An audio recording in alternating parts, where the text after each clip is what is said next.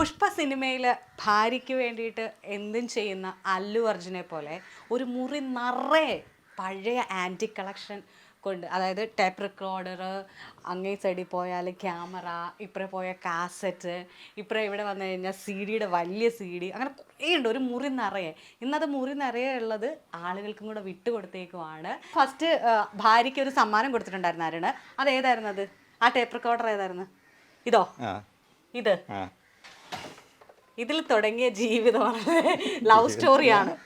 ഇപ്പൊ ഇന്നിപ്പം ഭയങ്കര ഒരു മുറിയുടെ ഭിത്തിയിൽ നിറച്ച് ഇവരുടെ വാർത്തകൾ കൊണ്ടുള്ള ഒരു ഗംഭീര സാധനമായിരിക്കും. ഫസ്റ്റ് ഓഫ് ഓൾ ഭാര്യയ്ക്ക് വേണ്ടിയിട്ട് ഇത്ര ഡെഡിക്കേറ്റഡ് ആയിട്ട് ചെയ്തതിന് കൺഗ്രാലേഷൻ. പുഷ്പ സിനിമ കണ്ടിരുന്നോ?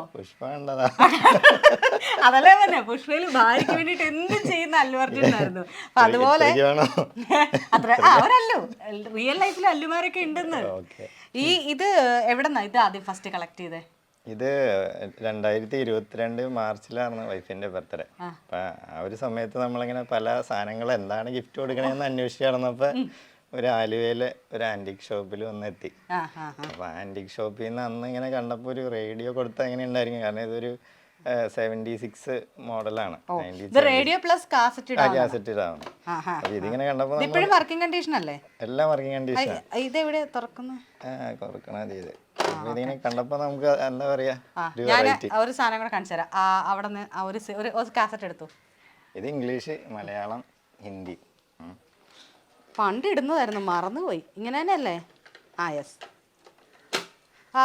മറ്റേ സിനിമയ്ക്കകത്ത് ഒരു പടത്തിനകത്ത് പറയുന്ന പോലെ എന്തോ ഒന്ന് ഇതിനകത്ത് വർക്ക് ചെയ്യുന്നില്ല, എന്താണെന്നാ പറഞ്ഞ അതുപോലെ. ഇത് കുത്തണോ സ്വിച്ചൊക്കെ? ആണോ? ഇത് എത്രയിലെ വർഷം എത്രയാന്നാ പറഞ്ഞേ?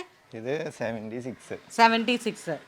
ഈ ഒരു സെറ്റ് എനിക്ക് അന്ന് ഇഷ്ടപ്പെടാൻ കാരണം നമ്മുടെ PK ഫിലിമില് മറ്റേ നമ്മുടെ അമീർ ഖാൻ യൂസ് ചെയ്തേക്കണ ആ സെറ്റ് തന്നെയാട്ടോ.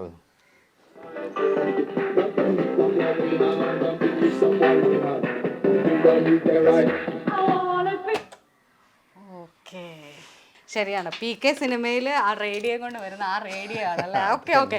ഈ ഒരു ഒറ്റ റേഡിയോയിൽ തുടങ്ങിയ ഈ collection radio plus tape recorder ആണ് കേട്ടോ, അല്ലേ? അത് പ്രത്യേകം നമ്മൾ എടുത്ത് പറയണം.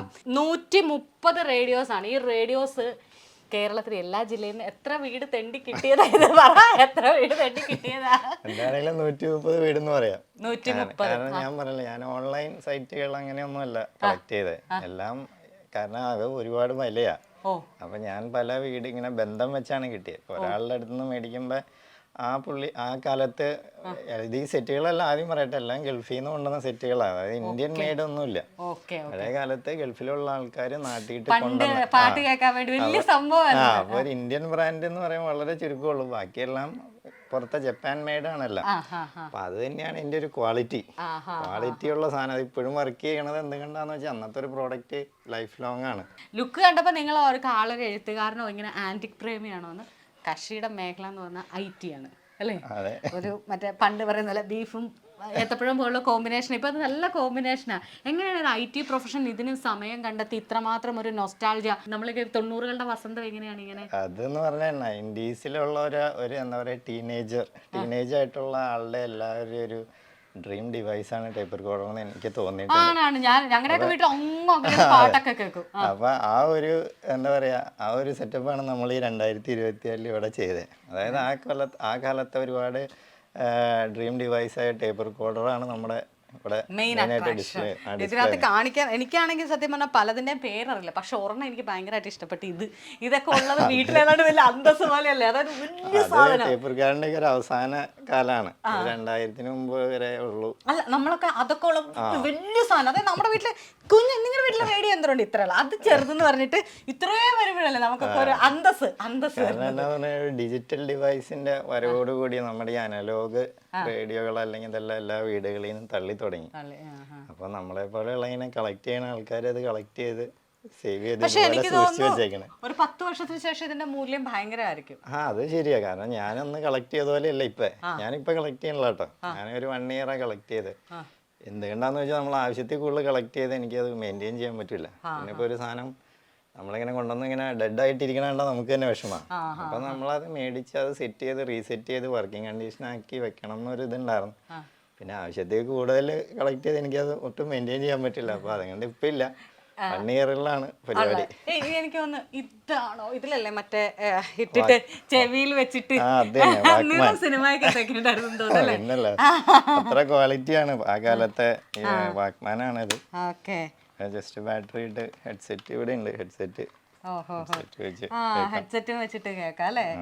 അതാണ് ഞാൻ ഇപ്പോഴും ഓർക്കുന്നുണ്ട്, പണ്ടൊക്കെ ഇതിങ്ങനെ പോകുമ്പോ യാത്രക്കൊക്കെ പോകുമ്പോ ഭയങ്കര ഇതാണ്, ഭയങ്കര ജാടയാണ്. ഇതൊക്കെ അതിന്റെ ഹെഡ്സെറ്റുകളാണ്. ഓ, ഇതിന്റെ തന്നെ ഹെഡ്സെറ്റ് ആണോ? ഇത് പക്ഷെ സിനിമയിലാണ് കണ്ടേക്കുന്നത്, ഇങ്ങനെ ഏതോ ഒരു സിനിമയ്ക്കകത്ത് ഇങ്ങനെ വെച്ചോണ്ട് വരുന്നുണ്ട്. ഐപോഡ് ഇവിടെ ഉണ്ട് കേട്ടോ, അല്ല അതൊക്കെ ഉണ്ട് ഇവിടെ. ഇതുപോലത്തെ അല്ലേ? ആ അത് തന്നെ, ഇത് തന്നെ. ചേടാ എല്ലാം ഉണ്ടല്ലേ. ഇത് തുടങ്ങി കഴിഞ്ഞാൽ നമുക്ക് ഭയങ്കര ക്രേസ് ആണല്ലേ. ഒരു നമ്മളിപ്പോ ബന്ധം വഴിയാ ഇത് കണ്ടുപിടിച്ചെന്ന് പറഞ്ഞല്ലോ. അപ്പൊ അവിടെ ചെന്നിട്ട് നിങ്ങൾ ഫോട്ടോ അയച്ചു മേടിക്കണോ അതോ നേരിട്ട് ചെന്ന് കാണുമായിരുന്നോ? അല്ല, എല്ലാം പോയി നമ്മൾ മേടിക്കണേ. അപ്പൊ ഇങ്ങനെ ഒരു ചേട്ടൻ ഇപ്പൊ പറയാണ് എൻ്റെ കാലത്ത് ഇങ്ങനെ ഒരു വീട്ടില് സാധനം ഉണ്ടാകും, നീ അവിടെ ചെന്ന് ചോദിച്ചാൽ കിട്ടുമെന്ന് പറയും. അപ്പൊ ആ ചേട്ടൻ കണക്ട് ചെയ്തിട്ടുണ്ടോന്ന് ഓക്കെയാണ്, ഉറപ്പാണെങ്കിലേ നമ്മൾ പോകുള്ളൂ. അപ്പൊ അവര് തരില്ല എന്ന് പറഞ്ഞാൽ നമ്മൾ പോവില്ല. പിന്നെന്ന് പറഞ്ഞാൽ എനിക്ക് തോന്നുന്നു ഇപ്പോഴാണെങ്കിൽ അവർ തരുമെന്ന് തോന്നണില്ല. ആ കാലത്ത് ഇത് ഇത്ര ഡിമാൻഡ് ആയിട്ടില്ല. അപ്പൊ നമ്മളിപ്പോ പല OLX അല്ലെങ്കിൽ ഫേസ്ബുക്ക് മാർക്കറ്റ് പ്ലേസിലൊക്കെ ചെന്ന് ഇതിന്റെ ഒരു റേറ്റ് നോക്കി അറിയാം എത്രയാണെന്ന്. ശരിക്കും ഈ വീട് നല്ല സേഫ്റ്റി ആവേണ്ടേ? ഇവിടെ ഏറ്റവും കൂടുതൽ വില മൂല്യമുള്ള ഒരു പ്ലേസ് അല്ലേ ഇത്? ഇപ്പൊ ഇല്ല, ഒരു 10 കൊല്ലം കഴിയുമ്പോ ചിലപ്പോ നല്ല മൂല്യമായിരിക്കും. നല്ല മൂല്യമായിരിക്കും. നമ്മുടെയൊക്കെ ഈ നാടുകളിൽ പരിപാടിയൊക്കെ വരത്തില്ലേ, അപ്പൊ ടേപ്പ് റെക്കോർഡ് എടുത്തോണ്ട് വന്നിട്ട് അത് പ്ലേ ചെയ്തിട്ട് ഡാൻസ് കളിക്കുക, കളിച്ചോണ്ടിരിക്കുമ്പോ പിന്നെ പോയി സ്വിച്ച് ചെയ്യും. അങ്ങനത്തെ ഇപ്പൊ റെക്കോർഡിന്റെ കാര്യം പറഞ്ഞപ്പോഴാണ് എൻ്റെ കയ്യിൽ അങ്ങനത്തെ ഒരുപാട് റെക്കോർഡുകളുണ്ട്. ഇപ്പൊ ഈ ആ ബ്ലൂ കാസറ്റുകളൊക്കെ റെക്കോർഡഡ് കാസറ്റുകളാണ്. അപ്പൊ അതില് ഇപ്പൊ പഴയ കാലത്ത് എന്ന് പറഞ്ഞാൽ കമ്മ്യൂണിക്കേഷൻ ട്രാൻസ്ഫർ ചെയ്യുന്ന ഒരു മെയിൻ ഡിവൈസ് ആണ് കാസറ്റ്. അപ്പൊ എനിക്കിങ്ങനെ പല ലോട്ട് പാലക്കാട് അങ്ങനെ പല സ്ഥലത്തുനിന്ന് വന്നേക്കണം. അപ്പൊ അങ്ങനെ ഒരു കാസറ്റ്, അല്ല ഒരുപാട് കാസറ്റ് ഉണ്ട്, അതിൻ്റെ ഇടയ്ക്ക് ഒരു കാസറ്റ് കിട്ടിയിട്ടുണ്ട്. അതായത് ഒരു ആള് സംസാരിക്കണം, അതായത് ഭാര്യയ്ക്ക് കൊടുത്തേക്കണ ഒരു ഓഡിയോ കാസറ്റ്. അതിൻ്റെ അകത്തുണ്ട് ക്രിക്കറ്റ് റെക്കോർഡ് ഉണ്ട്, സിനിമ റെക്കോർഡ് ഉണ്ട്, പിന്നെ അന്നത്തെ സ്റ്റേജ് ഷോ റെക്കോർഡ് ചെയ്യണം. അപ്പൊ അങ്ങനത്തെ ഒരുപാട് കാസറ്റുകളുണ്ട്. അപ്പൊ അതൊക്കെ എന്നാന്ന് പറഞ്ഞാൽ എൻ്റെ ഒരു അസംഷനിലാണെങ്കിൽ ഒരു 85 to 90 ഇടയ്ക്ക് പുള്ളി ഖത്തറിലാണ് വർക്ക് ചെയ്യണേ.